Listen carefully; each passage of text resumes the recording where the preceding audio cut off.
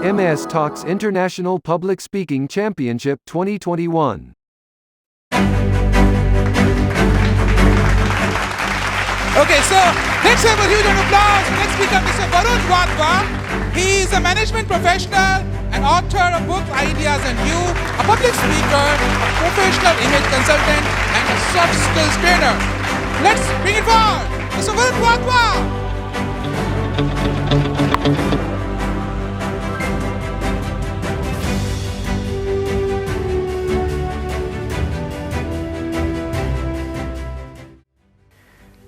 Okay, we're good.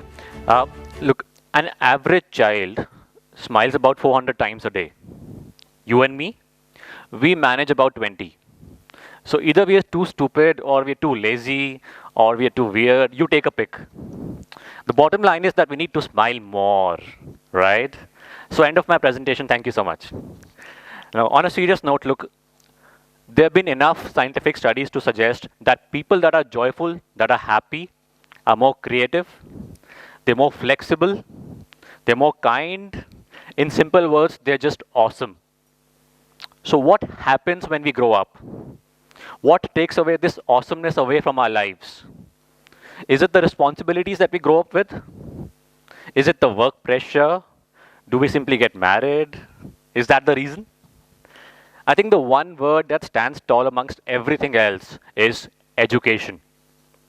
And that's strange because education is supposed to make us more intelligent, right? Yet if we go by that stats, a child is 20 times more intelligent than you and me. That's weird, right? It's like going to a salon to get a haircut and coming out with more hair on your head. Can you believe that? It's like going to Zara and Pantaloons to buy more clothes and coming out naked. Doesn't make any sense, right? You think it's just absolutely not acceptable. But when it comes to a child's education, I want to ask you this: why does it become acceptable? I have a 4-year-old daughter. And just like every parent, I want to preserve this smile forever. The problem is that the education institutes are designed precisely to take away that smile. It's designed to serve business, enterprise, economy. It's not designed to serve life. Every child is colored with the same color. You're too energetic, you're termed as hyper, right? If you fail in one exam, you're termed as failure for life. If you ask too many questions, are you stupid? You don't listen in the class? That's it, right? I want to ask, why are we so quick to judge our children? Those children that are trying to find their feet in life, trying to understand what this life is.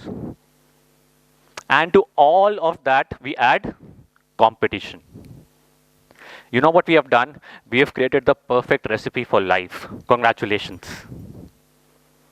Instead, I want to ask, why do we not teach our children about gratitude, about kindness, about spirituality, about money consciousness?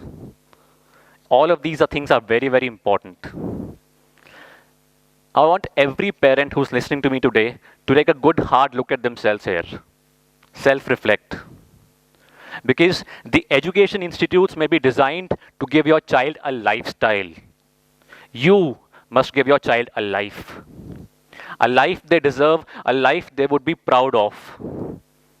A life in which they grow physically, in which they grow mentally, a life in which they grow emotionally, most importantly, a life in which they grow spiritually. My friends, it's time for Education 2.0. And Education 2.0 starts with you and me. Because if you want your life, if your child to transform, you must transform. It's often said that the best gift that you can give to your loved ones is to be the best version of yourselves. Now the problem is when I tell all of these things to parents, they say, Varun, we don't have time for all this. Please. That's why we're paying the education institutes. And I tell them, can you at least do these 3 things? Can you promise me? I want every parent to promise me that you would do at least these 3 things. First, spend at least 30 minutes every day doing the most insignificant things with your children. Just play around. Why do I say insignificant? Because far too many of us think that we do the most important things in life. Like we're spinning the planet. So the most insignificant things. The second important thing is no screen time. That's our expression, by the way, when I say that. No screen time for your children. Please do that. And this is important. Why? Because a child's natural curiosity will grow if they're allowed to be on their own. Right?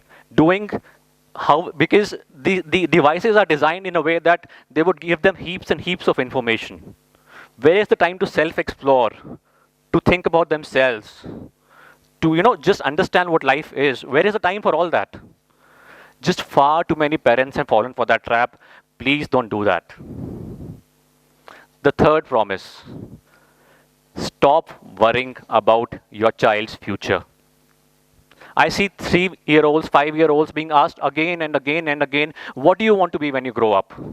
A data scientist, an entrepreneur, a doctor. I mean, why can't they just be a piece of life?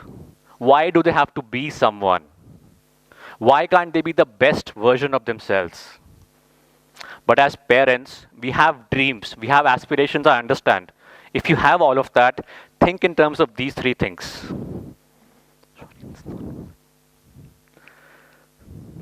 Think in terms of, Think in terms of experiences. Think of the wonderful experiences they can have in life. Think in terms of growth. Every day, how can they get better every day? And think in terms of contributions. What contribution they can make to the society. Because these are the things that matter. And the things that matter is what we must do, because it's a brief life. You and me don't know when it will get over. Right?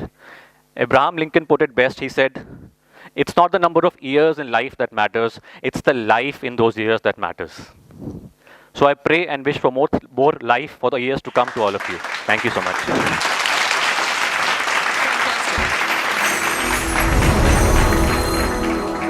MS Talks International Public Speaking Championship 2021.